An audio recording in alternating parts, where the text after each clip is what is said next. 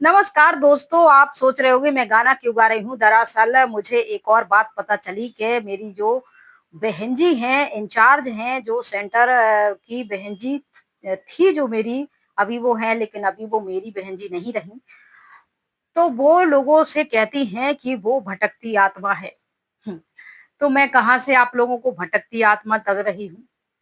अगर लग रही हूँ तो कमेंट कर दीजिएगा। और कह रही थी कि वो भटकती बुद्धि है, संशय बुद्धि है, डिससर्विस करती रहती है, उल्टे-सीधे कांड करती है, बेकारी आत्मा है, पता नहीं क्या-क्या टाइटल उन्होंने मुझे दे रखे हैं। तो ये ब्रह्म कुमारी वास्तव में लोगों के दिमाग में भ्रम तो पैदा करती हैं। खैर छोड़ो इन बातों को और अब बताते हैं। ये सृष्टि में एक नर आते हैं, मादा आते हैं और जब विकारी क्या होता है उसके बारे में आज डिस्कस करते हैं। अब नर और मादा चाहे वो आपका जीव जंतु का हो या स्त्री पुरुष हो या मनुष्य हो या फिर जानवर हो, नर मादा उनमें सभी में होते हैं। ये प्रकृति है। और दुनिया संसार ने, वेद पुराण ने, धर्म ने और गुरु संतों ने और समाज ने, माता-पिता, घर के लोगों ने, बाहर के लोगों ने, अलग-अलग ऑर्गेनाइजेशन ने इन संबंध को, इस प्राकृतिक संबंध को क्या-क्या नाम दिए हैं और क्या-क्या इस पे टिप्पणियाँ की हैं। मुझे बहुत ज़्यादा ज्ञान तो नहीं है लेकिन जितना थोड़ा बहुत है मैं उतना आप लोगों से शेयर करती हूँ। तो इसमें क्या होता है कि नर और मादा आते हैं इस दुनिया में, अपना-अपना शरीर धारण करते हैं और फिर उनका मिलन होता है और उससे ही वो अपनी तरह प्रजाति को और जन्म देते हैं और फिर इससे उनकी प्रजाति जो है आगे बढ़ती जाती है और फिर उनकी प्रजाति एक ही प्रजाति बढ़ ना जाए बहुत ज़्यादा आगे, इसके लिए एक चक्र हमें स्कूल में पढ़ाया गया था कि बना रहता है, पत्तियाँ खाते हैं, फिर उसको दूसरे जानवर खाते, फिर शाकाहारी को मांसाहारी खाते, फिर उनको ये खाते, फिर मनुष्य एक अजीब किस्म की प्राणी होती है, वो सब कुछ खा जाता है, शाकाहार भी होता है, मांसाहारी यानी सर्वाहार की कैटेगरी में इनको रख सकते हैं। अब जब वो मनुष्य एक घर में शादी होती है तो शादी को बहुत अच्छा मानती है दुनिया समाज।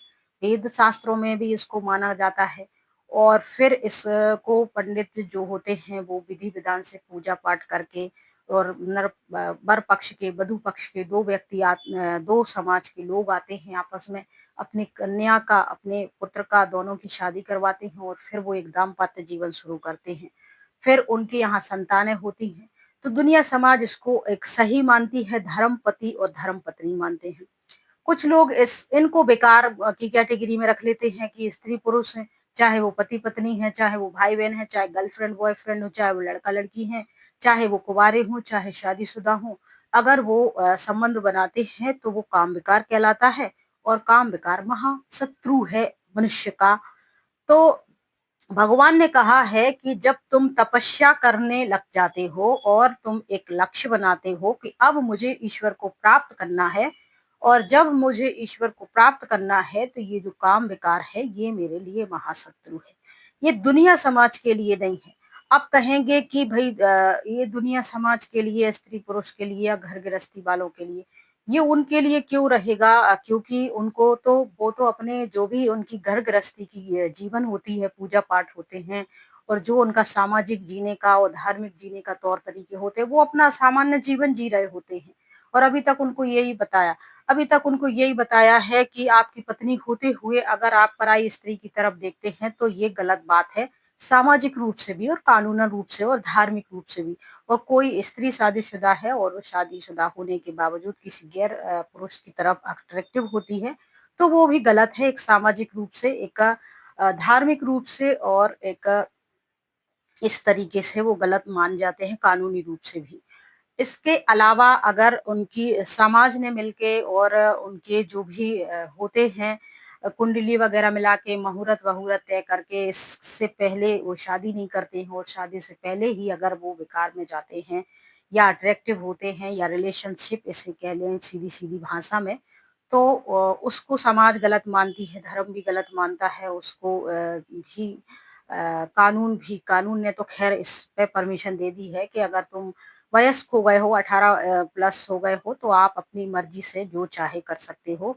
मतलब स्त्री स्त्री समलैंगिकता को भी मान्यता दे दी है और फिर इसको भी मान्यता दे दी है। अब समलैंगिकता के सही है या गलत है, वो तो कोई भी जब नियम कानून बनते हैं तो आधे लोग अच्छा मानते हैं, आधे लोग बुरा मानते हैं, अपने-अपने हिसाब से मानते हैं।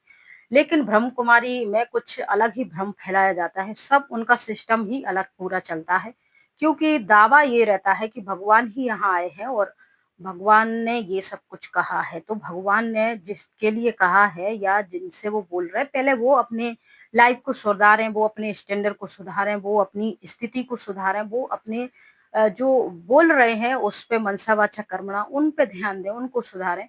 दुनिया सुधारने की तो बात अलग ही है। 80 वर्ष हो चुके हैं और अभी भी यही इसमें बड़ी रॉयल्टी से बोला जाता है कि कोई संपन्न नहीं बना, सब पुरुषार्थ है। तो 80 साल से कर क्या रहे हो जो तुम संपन्न नहीं बन पाए हो?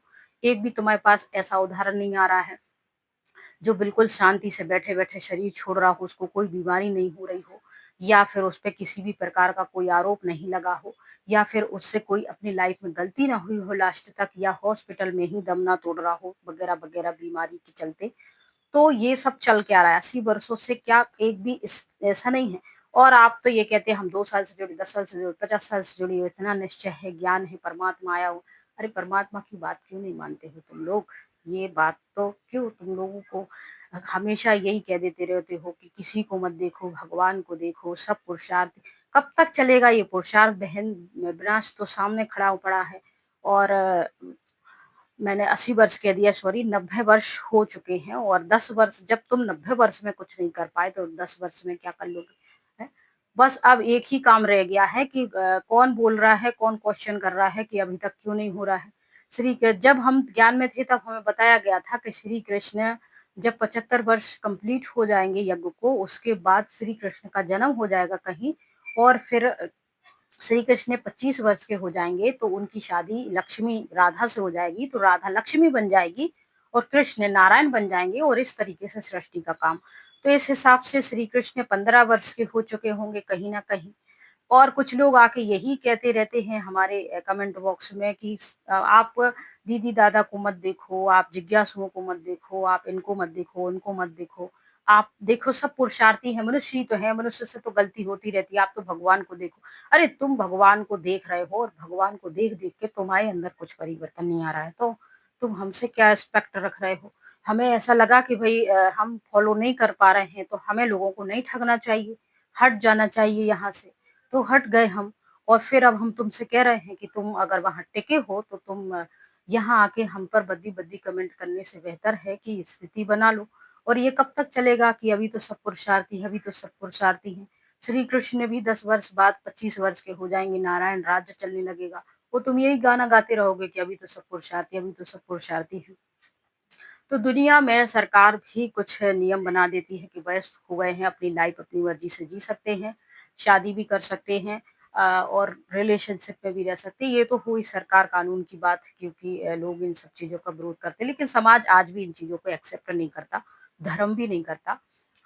और रही बात योगी पवित्र ब्रह्मचारी जीवन की, तो अगर आप कहते हो कि लड़का-लड़की अगर ये करते हैं, आपकी नज़र में गलत है, तो कुछ हद तक ठीक है ये बात। लेकिन आपका वो पति-पत्नी के रिश्ते में ब्रह्मचारी जीवन रहना चाहिए, तो वो पति-पत्नी को अगर किसी प्रकार की परेशानी हो रही है घर में, लड़ाई-झगड़े हो रहे हैं, उनके रिश्तों में मनमुटाव हो रहा है, उनको परेशानी, टेंशन कुछ हो रहा है, तो फिर ये गलत बात है, उनकी घर गृहस्थी टूट रही है। अगर वो दोनों स्वेच्छा से खुश हैं, उनके परिवार के लोग खुश हैं, दुनिया समाज के लोग खुश हैं कि उनका व्यवहार जो है सबके प्रति सामान्य ही है, जैसा ज्ञान से पहले था, ज्ञान के बाद है, तो कोई दिक्कत नहीं है, बस ठीक है। और अगर कुछ टूट-फूट रहा है तो फिर क्वेश्चन तो खड़े होंगे, देखो खड़े तो होंगे। अग इसमें आपको डिससर्विस लग रही है, इसमें आपको गलत लग रहा है, इसमें हम पापी लग रहे हैं, इसमें आपको ऐसा लग रहा है कि हम भटकती आत्मा हैं, तो फिर ये हम कुछ नहीं कह सकते क्योंकि तुम्हारा अलग हिसाब-किताब चलता है। वहीं रहो, सब कांड उल्टे-सीधे करते रहो, एक मोटरसाइकिल पे घूमते रहो जबकि रूल भी नहीं है। हैं और बेडरूम में कोई भी कुमार नहीं जा सकता है बहन जी की, वो भी आराम से जाता है, साफ-सफाई करता है, जो भी सामान उठा-धरी करना होता है जाते ही है कुमार भी, उसमें भी तो वो भी रूल फॉलो नहीं हो रहा है। फिर जगह भी नहीं है, ऐसा भी रूल है कि जब तक कुमार को कोई सेपरेट अलग कमरा ना हो, तो बहुत छोटे सेंटर होते कभी-कभी, एक ही कमरा होता है, तो वहाँ उनके आ जाते पहचान वाले कोई रिश्ते, सगे-संबंधी आ जाते, तो वो उसी कमरे में सो रहे होते हैं। ये भी रूल के खिलाफ चली जाती हैं बातें। अब मुझे जो जानकारी थी छोटी-मोटी तो वो ही मैं शेयर कर देती हूँ। और मुझे तो बहुत सारी जानकारी बाहर के लोगों से मालूम चली जो पहले यहाँ जुड़े हुए थे, उन्होंने बहुत सारी चीज़ें देखी तो वो आके हमसे शेयर करते हैं कि ऐसा है। अगर हम कह रहे हैं कि हमने रहते हुए ये सब देखा है, तो वो हमसे कहते हैं कि उनने भी रह के ये सब कुछ देखा है। हमने इतना थोड़ा-सा देखा, उनने थोड़ा-सा ज़्यादा देखा।